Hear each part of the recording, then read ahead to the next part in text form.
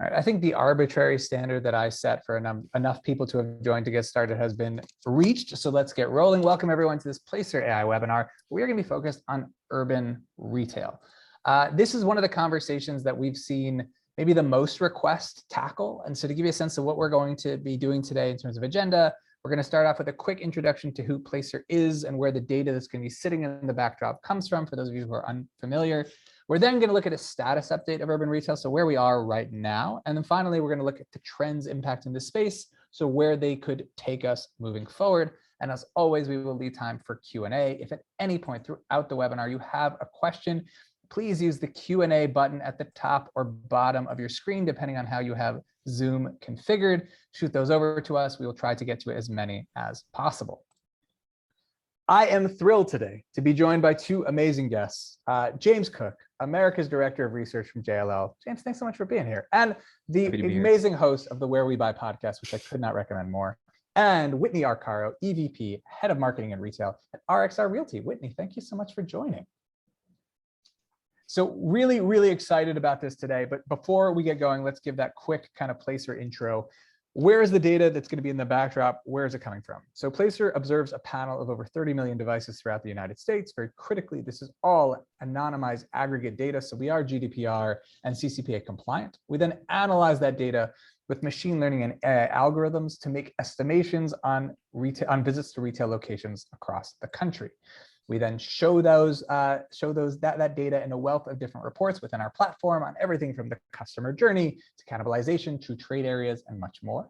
For those of you who are interested, we have a free version of our premium product at placer.ai. We also have a section called The Square on our website that is the home to our constantly updated free tools. So please check that out if you're interested. But now to what we're here to talk about, which is urban retail. And I start with this question, Whitney, I'll kick off with you. There are major headwinds affecting kind of retail overall, but specifically urban retail. And I would love to know from your perspective, how has this urban retail recovery aligned with your expectations? Well, it's always a great question. First of all, let's be clear, when we're saying urban, I think there's some markets that have been still, completely disrupted by, candidly, we're seeing disruption leading into COVID and then have been completely just turned on their heads during and coming out. There are others that are deemed urban and high density urban that have been a wind of success. When you think of what's been happening in the Sun Belt due to population migrations and other things, they're seeing a total renaissance and strengthening in pricing and other things that become both, we'll call it tenant and property owner favorable. It's favorable to both sides. So for us, if we look at it as New York City, I always try to be a positive person and I'm very positive. So I actually love what we're seeing right now. We're seeing an increase in tourism, which is great. There have been some positive reports coming back, both from a transportation standpoint, even just unfortunately, despite the terrible disruptions in airlines right now. But in the sense of overall mass travel coming back into New York, a lot of American tourists, which is also really great to see that too. So interestingly, we've been pleasantly surprised by the level of interest. I'm going to take economics off the table, the level of interest in our Times Square assets, stuff that's sort of hovering Hudson Yards, things we have in Lower Manhattan, which is also driven by a tourism population. We have some evergreen buildings in New York City, which means they always sit at a confluence of high density residential, high density commercial, and benefit from tourism. So we have some things that hover kind of the Flatiron Union Square area, which are doing quite well. And then interestingly, something that has done well in the sense of leasing activity, both commercial, office and retail. And unfortunately, is still not seeing the return to office pickup is actually by Grand Central. So we've had a terrific pickup in activity and transaction support. Our office spaces are leasing quite well, and our retail spaces, a lot of interest. And we drew 4 leases since the coming out of the pandemic, which is great. But if we look at our actual occupancies and what's coming back to the buildings, it really hasn't been until the past couple of months that you've seen anything material. It's been hovering kind of teens in the percent of what's occupying the spaces. But over the past couple of weeks, we found that Monday afternoons, Tuesdays, all day Tuesday, Wednesday mornings are seeing a lot more activity, and we're actually getting healthier occupancy data that exceeds 50%. Which is an indication that people are coming back. And I think it's also an indication of maybe where trends might fall. This is all, again, not on anything that is a blanket statement on behalf of every property in the world. This is just what we're seeing in our direct portfolio, but where maybe you're starting to see a trend line that speaks to potentially what the hybrid work week might look like.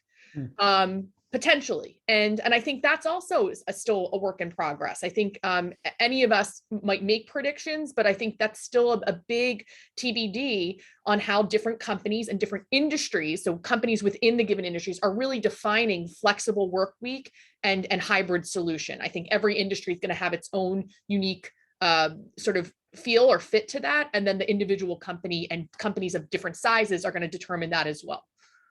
It's such an important, I mean, first of all, I want to call it that kind of local element point of both looking around the country. This is not evenly distributed. It's not like every, urban area has been created equally. And even within the urban areas, kind of what you're calling out too, the residential areas that are doing incredibly well. James, I wanted to ask you this. I think a lot of the attention in terms of the economic headwinds conversation has centered around rising gas prices, inflation. How big of an effect do these headwinds have on the recovery as opposed to kind of just the standard recovery post-COVID? Yeah. And I guess since we're talking about urban retail, I want to kind of, I want to think, how tough is inflation specifically in urban retail, but it's tough. It's bad for all of retail, to be honest. And, it's hardest for families on a budget. If you're a family that's waiting for payday to fill up your gas tank, you're the family that's going to be most negatively affected, because that gas tank, I just looked at gas prices this morning, average gas is $5 a gallon. So if, say, you got a 16-gallon tank, that's $80. A year ago, you would have paid less than $50 to fill up that same tank on average. So now you've got a new $30 tax that you're paying every time you fill up your gas tank. And that's, you have to have it, right? So that means you're eating out less. You're going to get fewer impulse items at the grocery store. Maybe you go to the mall less. And that, the cost of shelter, renting, the cost of homes, that's all been growing as well. And that's tough. That's tough for everybody. So I don't think that has a specific negative knockoff specifically for urban retail, but it certainly can't help.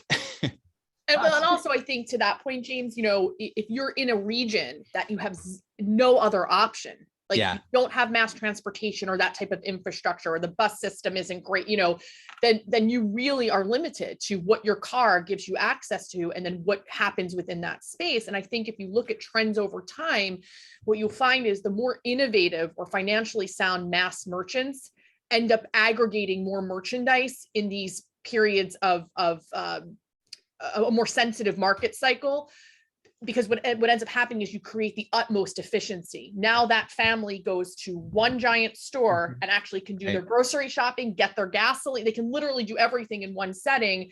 And then the trickle down there is that becomes really tough for smaller business lines, or unfortunately mom and pops really suffer through that. Yeah. So and the same, we'll get into this later, but I think the same trend is true for restaurants.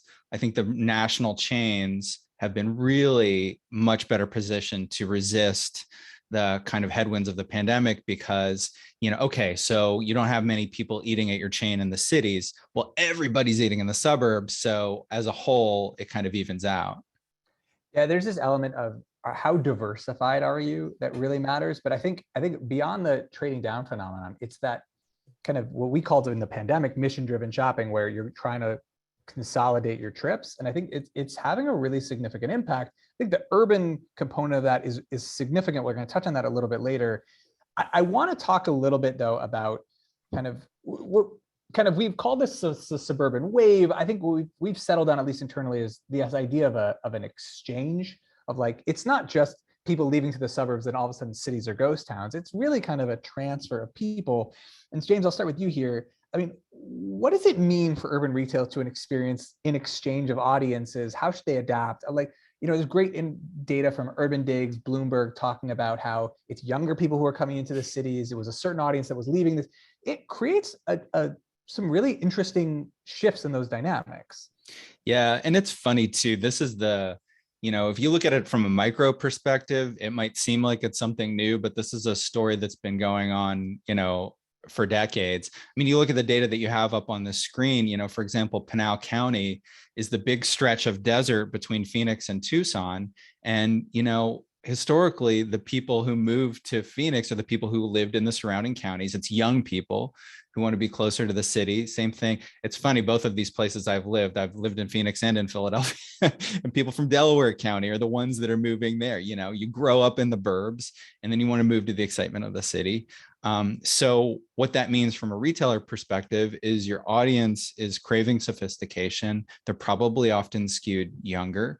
They may not have as much disposable income because they're younger, but they certainly have aspirations for sophisticated spending, if you will. So, I mean, it's kind of a trend that retailers have been aware of for a while, and I'm just happy to see that it's continuing.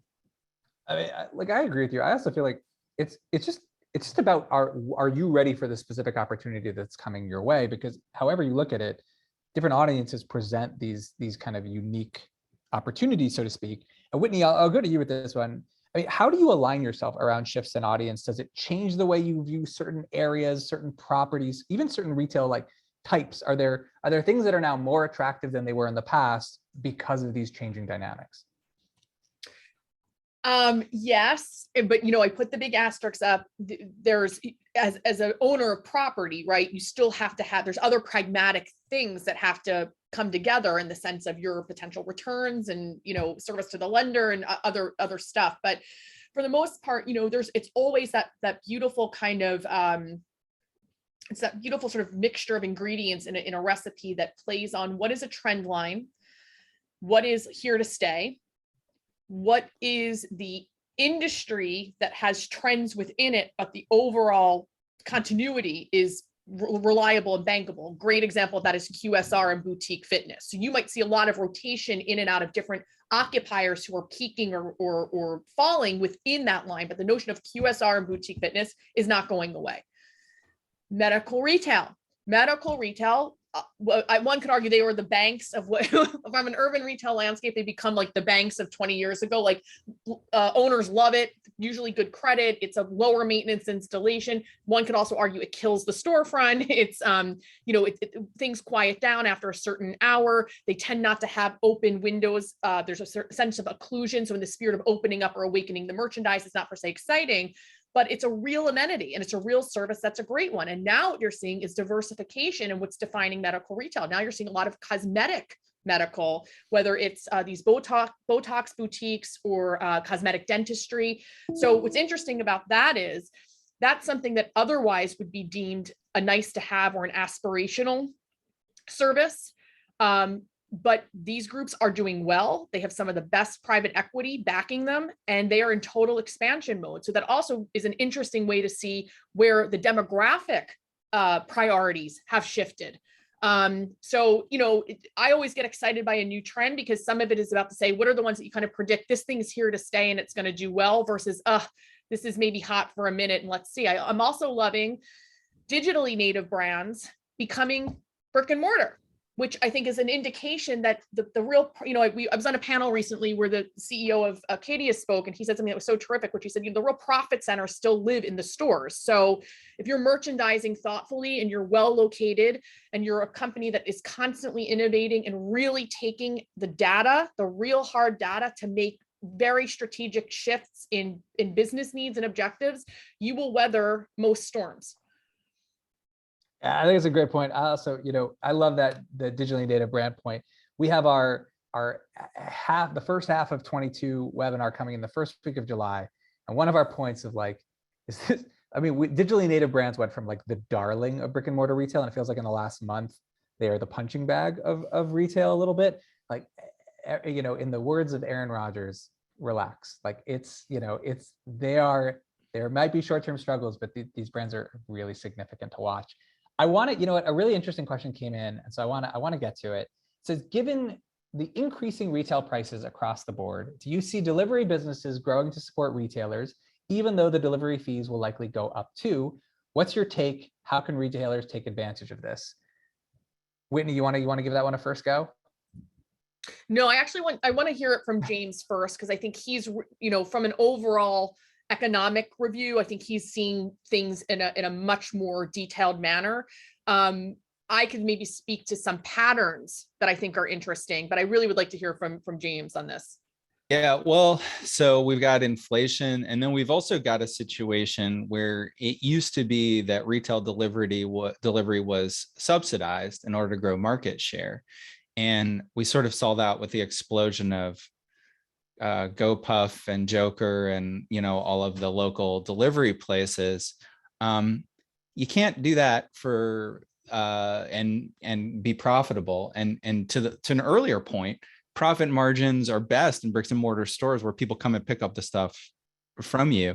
I mean, I think what it is going to mean is a lot of people are going to, for retailers that offer both click and collect and delivery, you're going to pull it up and see, oh, this delivery fee, they now have an energy, whatever, an extra $1 to cover the, get increased gas prices, or, the prices just overall are higher. I think it makes sense for me to walk down the street and pick this up myself. I think it is going to take a hit, but then again, that's for the people who are price sensitive. A lot of people who use delivery can afford to pay 10% more, 20% more. That's why luxury has been able to successfully sail right through the pandemic and the potential coming, recession.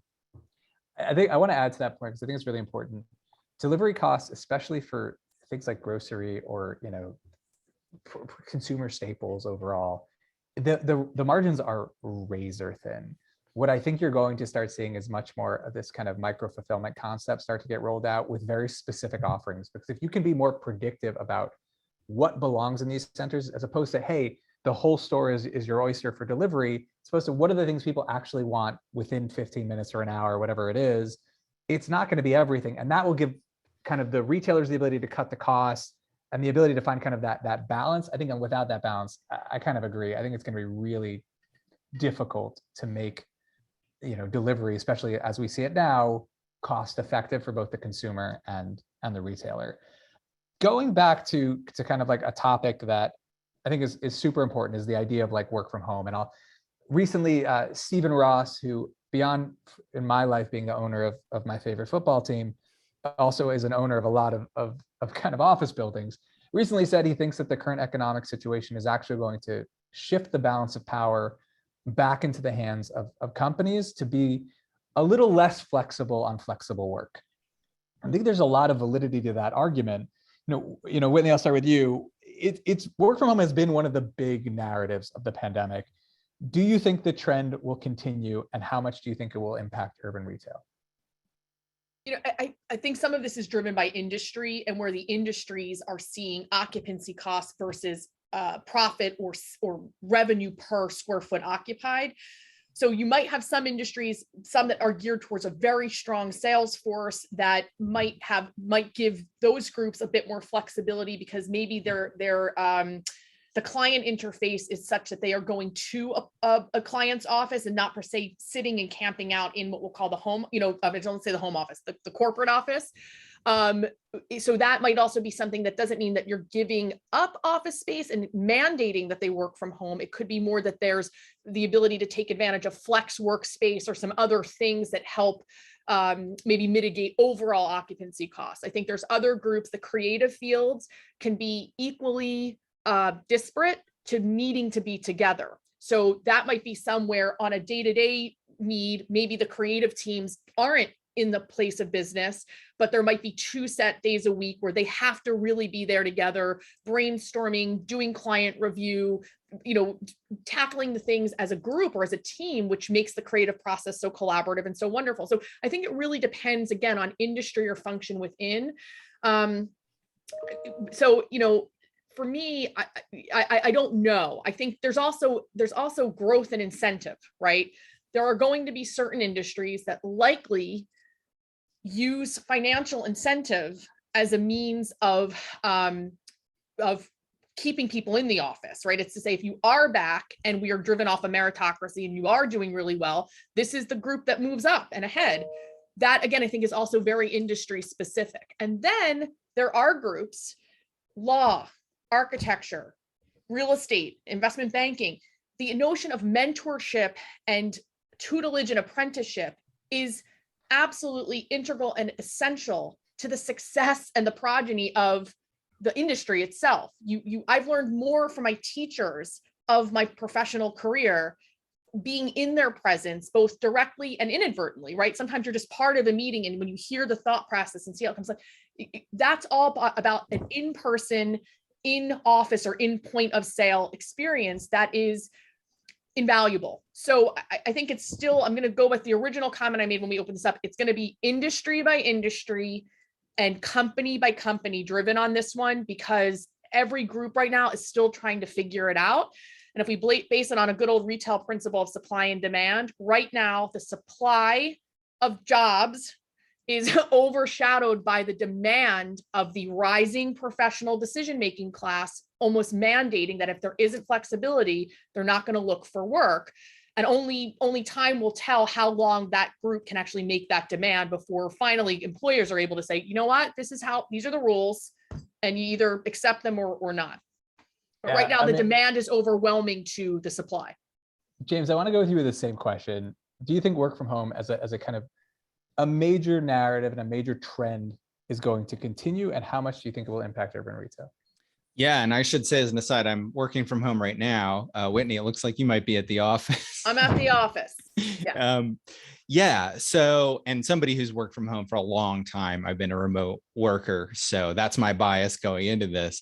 But I mean, from a macro level, work from home changed everything for retail. If you were a suburban retailer, after that initial shock with the lockdowns, your sales went up. If you were in the CBD, your sales pretty much plummeted. And I mean, I'd love to say everything is going to go back to the way it was. I don't think it is. Nothing is going to go back to the way it was. But in the long term, there's a new thing that's going to replace that. And, you know, to Whitney's point, there's some people who are 5 days a week that they're going to go back to 5 days a week, or they already have. Some for 3, some mostly remote. And to respond to that, offices are going to have to reconfigure just like the footprint of them to this hybrid workspace. And there's going to be a new equilibrium.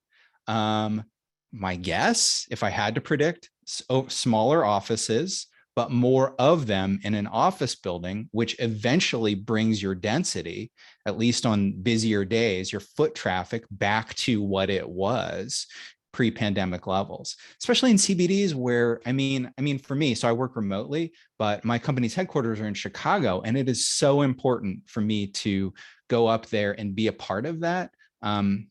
You know, ideally like once or twice a month, though it kind of depends on the month. So the idea is that the office plays a new role, and it is a magnet of corporate culture and collaboration. It's so interesting. I am such a skeptic on this one. I just think office is going to come back in a big way. I think, look, full back 5 days a week, no, but I do think you're going to see this bounce back. You know, and Ethan, one more thing. So think about this. So there's this idea that there's the office footprints are smaller, so you can have more of them. What that's going to lead to is a flight to quality, where you're going to have these. It's going to be, you know, Manhattan, the return to Manhattan, and the people that are going to get hit are like the class C, you know, B, you know, suburban, boring office space, because those people are now going to be working from home when they don't come out to the city corporate office.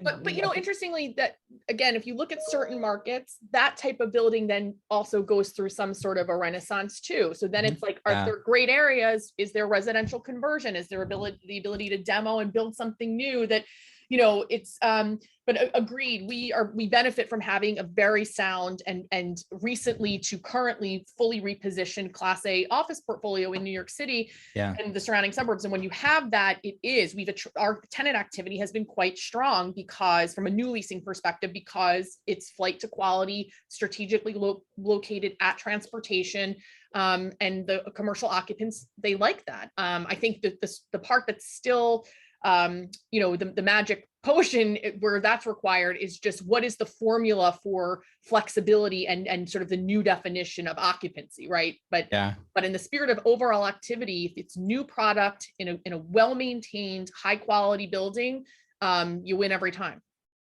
Such a good point. It's a great point. I think, there's a point, someone messaged in that in Europe, they're starting to say that it's not environmentally good to have a home office and a work office. And so actually that's why you should come to the office, which seems like a silly argument. But fair enough for whatever anyone is kind of using or trying to prove. I feel like the big thing to kind of remember is that, we heard this it was interesting. We talked to someone early in the middle of the pandemic, and they said, some workers, just like in the past, are going to be able to be remote because they're great, and you're going to want great talent no matter where that great talent is based. And some workers there's some companies that are going to go back to models that are more oriented towards the office, not just because they want to, because maybe they have to. So if I'm a company that has office workers and industrial workers, and I tell the office workers, you can go wherever you want, and the industrial worker, the person who's in the factory, no, you have to be there 5 days a week because you have to, it creates problems. Will there be kind of legal issues? I've heard all the excuses. I don't know. I don't buy it continuing, at least at the current level. I'm going to skip this one because I want to make sure we have some time to get to some other things. But I wanted to talk about tourism specifically with something that was called out early. And James, I'll start with you here. Are there retail segments that you think are going to be especially well positioned as, let's focus specifically on international travel, but as that hopefully starts to come back, do you think there's certain retail segments that are going to benefit in a unique way? Yeah, absolutely. And the international tourist is, very valuable because like domestic tourism, which, Whitney talked about, is really coming back. Like there's some headwinds with cost of gas, but overall domestic tourism is really making a recovery this summer. But the international tourist, because they pay so much more to get here, they spend more time. And they're less price sensitive just because it's not their country. So they think, okay, yeah, I'll pay whatever it is because I don't know if that's a good price or not. So because of all of that, they're a very valuable person to have in your CBD. And so what's the upside for the return of the international tourist? It's experiential retail. Whitney mentioned Flatiron. I was recently at the Harry Potter store in Flatiron and heard a lot of languages that weren't English. So that's a good deal there. Flagships, Nike on Fifth Avenue, for example, apparel, both luxury and mid-price, electronics, food and beverage, especially sort of the themed, Times Square food and beverage, whatever, I don't know, what's the new one, Margaritaville as an example. Like this is where the real upside is from the return of the international tourist. And we'll have to take bets on when that happens. I think it's still a full international tourism recovery is still a year or two out, but it's starting to happen now, which is good. Yeah. Yeah, and obviously the strength or lack thereof of the US dollar to whatever that relevant currency is always critically important too. But for the most part, a lot of the products compared to Asia and South America are still less expensive here. Obviously Europe, there's things that are, especially in ultra luxury, there's things that are driven out of Europe that the pricing is more advantageous there. But the reality is, if you look at markets like Miami, like New York City, where your in place population of actually lives in the core CBD is tiny. The surrounding area, which means you're working and commuting in, bigger. Then comes tourism, and it's like you can't even compare to go 8 times the amount. Tourism is so integral to the success of urban retail, and now as markets like Miami and New York continue to build more connectivity through walkability and bikeability and improvements or more reliability into the mass transportation infrastructure, or threading experiences and better F&B connectivity throughout, taking it out of just what we'll call the tourist zones, it becomes even more exciting for day-to-day, everyday retail, and a big disruptor, but a good disruptor to a degree. As we think about sort of a VRBO, an Airbnb, a vacation opportunity through owner, any opportunities that start to create more tourism in what we'll call local urban neighborhoods only means that your local grocer, your local liquor store, your local bank, that benefits from that too. So I think we're still in a really exciting time to see even more innovation happening from a retail experience and retail connection to omnichannel standpoint in key all-inclusive urban markets such as the Miami, the New Yorks, the Londons, and the Parises of the world. I mean, it's a great point. I also feel like there is, it's travel's a bit of a mess, like not just how expensive it is. Like many airports are struggling, having let people go, now rehiring them. There's been, some really interesting research about what happens when you fire an entire staff and then have to rehire a lot of people, and the onboarding time it takes just to get these new people up to speed. There are just a lot of challenges to consider. I mean, speaking of a sector that has challenges to consider, I mean, the dining sector is definitely one of them. And Whitney, I would love to kind of start with you here.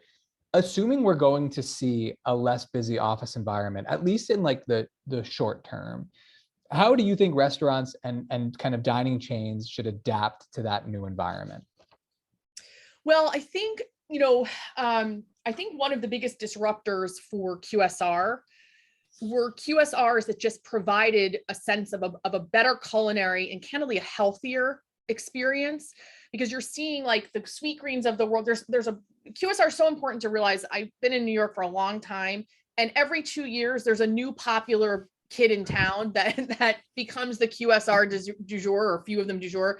But I think that's the first and most important thing. It's not perceived as fast food anymore. It's actually perceived as quick service dining that gives you healthier, more diverse options for what you choose to eat in a given day. So that's very important. Two, I think the notion of aggregation, so the dark kitchen or the ghost kitchen model, the food hall model, I think people enjoy that because one is driven by complete efficiency and choice with a single stop shop. The other is driven by experience, breaking up the day in a few strategic means in a single stop shop. So I think from a large urban center, I think that's still going to have a nice rapport with the core CBDs. And then obviously it's the owner landlord tenant relationship and dynamic. If it's about overall asset values and perception, and it's also about control, having control of what flanks your front door or what flanks some floor, another part in the building, the landlord restaurateur relationship is an extremely important one in your core mass markets, so any gateway market or major international city, because that creates, it can elevate the asset perception. It creates what we'll call destination or experiential dining, and there's control, right? If you're putting that much money into the space, you have more control over maintaining its success and preserving the quality. So I think you're still going to see more curation with food and beverage partners and landlord happening to fill some of the vacant retail spaces. That's super interesting. I mean, James, from like one of the things that I do think we did see is, restaurants adapt, whether it's kind of outdoor dining, finding delivery options, pick up from the store, like even one location restaurants able to kind of adapt some of these technological solutions to deal with the kind of the situation. And I think that provides them some assets moving forward that are interesting. Like, how do you see the opportunity in urban dining unfolding? Are there other kind of tactics? Is there this continued embracing of kind of innovation in this space? Yeah, and I would say that most of the food and beverage innovation that we've seen as like a response to the pandemic actually happened in the suburbs. And that was, everybody rolled out a new prototype that had 1 drive-through, 2 drive-throughs, let's do 3 drive-through, digital pickups. Everything was pushed to off-premise. So the dining area is smaller, the kitchen is more efficient, and you can generate more sales more diners with fewer people. The big innovation in the cities, though, that we all saw was outdoor dining, which I really do think is here to stay. I mean, universally, people seem to love that. And everywhere where people have a voice in whether we should keep that or not, it seems to be that people want to keep it. I think that, and I made this point before, the F&B folks that have been able to weather this the best are the ones that have both city and suburban locations, so that now, where I don't think there's a lot of growth in the suburbs, I think that the upside is really going to be back in the cities as we get more workers and tourists back to the city. The people that have, the chains that have locations, in both places are the ones that are going to be able to take advantage of that. It's a really important take. Like, I think one of the questions that came in now, essentially saying with hybrid schedules, restaurants specifically are going to need to figure out how to adapt, how to understand, which strategies fit best. I wonder, like, how do you approach a challenge like that? Like, Whitney, your point earlier was like really interesting, of like, we see Monday afternoons, Tuesday and Wednesday. Like, what are the shifts that these folks should be taking into account? Like, how do you even approach this challenge? Well, listen, for what we'll call independent dining, okay, that's hospitality as well. So the margins are so slim to begin with, and access to quality employees is really important if that's driven off the price point and the narrative of what we'll call the destination or more bridge to upscale dining, which candidly in the core CBDs of markets such as New York and Chicago and San Francisco and Miami, that's a fundamentally important part of what we'll call the business fabric and the business tourism fabric. It is really, if they have to be closed 2 days a week, let's not even count the weekends, that is really hard to sustain. And you have to respond in some way. So either the price point goes up. I happened to be at a restaurant recently that was already very overpriced to begin with. And I was looking at the menu, I was like, wait, what happened in the past year? Like, soups were $40. It was insane. But my point is, they're going to have to respond in some way to keep afloat. And to be fair, we just talked about the property owner tenant relationship and dynamic. At a certain point, there's only so much tolerance potentially the landlord can have when you put $15 to $18 million into a space and it's just not seeing any form of sales that are sustainable. So I think we still are navigating some turbulence and some sensitive times in that fabric. But the good news is we are seeing more people back. We are seeing the ability to maximize table turn in the nights that they're open. And we only hope that continues to improve each quarter. It's interesting. James, thoughts on this issue too? Yeah, when you're talking about like a Class A office building, the rent premium that you can get it's all math at the end. So what is the rent premium you can get in your office space by having the hot restaurant in your lobby, and, if you can, at a certain point, if the cost exceeds that rent premium, then, there's that inversion there, and that's a problem. But I think that, so often restaurants and retail, they're amenities. So you don't look to their rents for profit. You look to the office or the apartments. So I think at the end of the day, it's almost like if you want to be successful, you really have to have that great, retail restaurant offering in your office building. It helps with an asset perception change. I think in cities that have very strong CBDs whereby otherwise the cost to replace far exceeds the cost of just continuing to lease up. You're only blowing out a lobby and redoing your infrastructure every decade plus, right? So sometimes the notion of bringing in a really strong food and beverage partner to help create the perception of asset enhancement, it helps the rest of the office space continue to lease. I think this topic is so interesting because it's such a challenge, and there's so much uncertainty about how things are coming back. I want to get to some of the questions. I know we're running short on time, but a question came in And what do you- even, I just want to add one thing, and I think James Please. can also probably speak to this. We're calling this urban retail trends. This is, and someone had a question that said, let's try to stick to the retail stats and not per se look at work from home and office, but a massive retail trend. This is retail. My team actually supports this in the office and residential portfolios. Exclusive and private and dedicated amenities to both our residents and to our commercial occupants. So it doesn't matter in the asset class. Those private food and beverage, boutique fitness, flex work and conferencing providers, hospitality providers, dark kitchens, dark grocer, that's all retail that's existing within the four walls that not one consumer of the public facing sphere actually sees. It's 100% dedicated to the tenancy or the residency. So that's a massive trend. And talk about cost to return. You have certain property owners that could be potentially putting in $40 to $50 million in 22,000 square feet of mixed use in the building. That is all driven to support office velocity, higher taking rents, and really keeping the population of workforce in the building happy with and prepared to stay in and enjoy the workplace environment. There's also, go ahead, James. I was just going to add, I thought that was a great point. And so, yeah, my job, I'm the head of retail research, but I spend so much time looking at office using statistics because that is literally the driver of retail. I look at not only yours, but like Castle releases, regular updates on office occupancy. And, that was starting to happen before the pandemic. But once the pandemic happened, we realized how much office and retail, it's all mixed use at this point. I mean, you can't be an expert in just one, commercial property type. You've got to understand everything. I agree with you. And I would even add to that, one of the biggest topics we've been talking about, and this is a conversation we've been having since at least when I joined Placer, was this shift to live, work, play of retail versus office versus residential. Those lines are blurring, and the impact is so significant.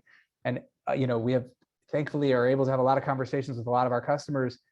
This is one of the most significant things of what is the interplay between these elements. I want to get to one last question.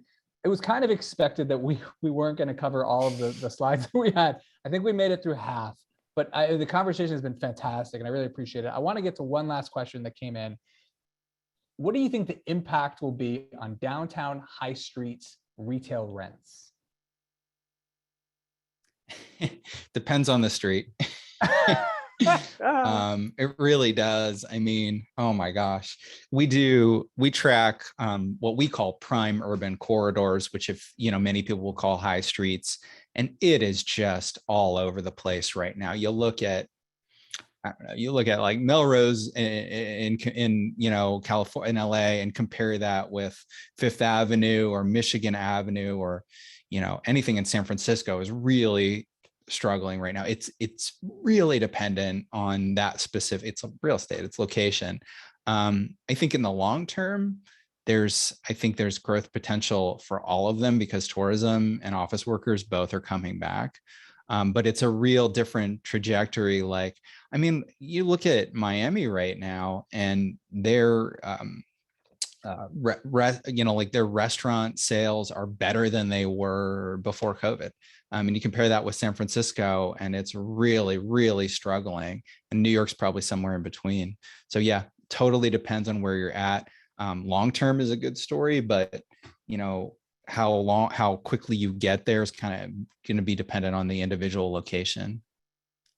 Yeah. Whitney, thoughts on this issue? Yeah. I mean, I think, wow, I think this is one that when by the way, the luxury condo market went through something very similar. When the pricing in particular corridors became arbitrary, it means it takes that much longer in a sensitive market cycle to figure out what the homeostasis or kind of baseline foundation is in order to reset a more transparent pricing model. I think it's also important, this ties back to Placer. It is also important to note that in high density urban cores, a lot of retail is still steeped in anecdotal market relay, not recorded market data. So when you have all the deal color still being cards close to the vest and you got to know, and the landlord told this broker and the broker really wrote them the deal, but there's a confidential, I mean, that's still very much part of how the trade works. So now that we have more empirical data solutions, and you also have the benefit of trying to connect or bridge online driven out of a point of sale versus what was actually being sold out of the store. And now that some of these shops are part of a larger publicly traded conglomeration or something where recorded sales have to be really buttoned up. And the market is curious to see where it's going, which is forcing ownership to have to be more transparent about deal trade. I think you'll start to see pricing reset in a way that's much more commensurate with an even transparent market, as opposed to where we were in 13, 14, and 15, which I'm telling you, if somebody just said, are you willing to pay $6,000 a foot? You might find somebody actually willing to do it, even if the market was technically $1,800 a foot. Wow. I think it's a really important point to kind of wrap this up. I think the only thing that we didn't really get, a lot of things we get a chance to touch on, but apropos your point, there is a value to being in these heavy areas that goes beyond just what you're selling within a store. And that is one of the biggest trends we've seen in retail, at least, in the last few years, has a growing recognition that the eyeballs you reach is a significant piece of the puzzle. So if you're in areas that skew more residential, even in urban areas, there's a lot of potential there for our retail concepts of all shapes and sizes. With this, I know we're kind of a little bit over time. I want to thank James and Whitney, both of you, for being here so much, sharing your expertise and insights. This was as fun as I could have possibly expected, and really appreciate you both being here. Thank you, everyone, for joining us. It is a pleasure as always. Please look out. Our next webinar is not next week, but the week after, focused on our H1 lessons and what we think they mean moving forward. It'll be with myself and RJ Hadavi, our head of analytical research. So please join us. Have a wonderful rest of the day, and we appreciate you being here. Have a great day, everyone.